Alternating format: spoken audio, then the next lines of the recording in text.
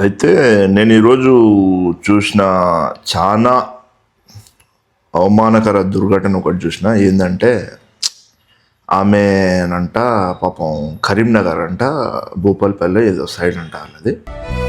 అయితే పాపం ఆమె వాళ్ళ ఫ్యామిలీలో ముగ్గురు ఫ్యామిలీలో ఉంటే వాళ్ళన్న వాళ్ళ అమ్మ ఇద్దరు కలిసి ఆమె 35 ఇయర్స్ అంట, ఎయిడ్స్ పేషెంట్ అంట పాపము. అయితే ఈమెకి ఎన్ని దినాలు సేవలు చేయాల్సి వస్తుంది అట్లా ఇట్లా అని చెప్పేసి వాళ్ళు ఫీల్ అయిపోయి వాళ్ళు ఆమెకు అసలు ఒక అడవి దగ్గర ఆమెను వదిలేసి వెళ్ళిపోయారంట. వెళ్ళిపోతే వాళ్ళ అన్న వాళ్ళ అమ్మ ఎయిడ్స్ పేషెంట్ అంట ఆమె. చాలా అవమానకర దుర్ఘటన కాదు. సరే, గతంలో ఆమె ఎన్నో తప్పులు చేసి ఉండొచ్చేమో, తప్పు చేసిందో మరి ఏమైందో ఎట్లొచ్చిందో తెలియదు. ఆమెను ఆ టైములో అట్లా వదిలేసి వెళ్ళిపోతే పాపం దేవుడు అనేటువంటి మిమ్మల్ని చూస్తాడా బ్రో? కరెక్ట్ కాదు అది. ఎంతసేపు ఉన్నా నాకు ఈ విషయం మాట్లాడదామో వద్దా అనుకున్నా, కానీ మన సమాజంలో చాలా అవమానకర ఘటనలు అనేవి జరుగుతూ ఉన్నాయి.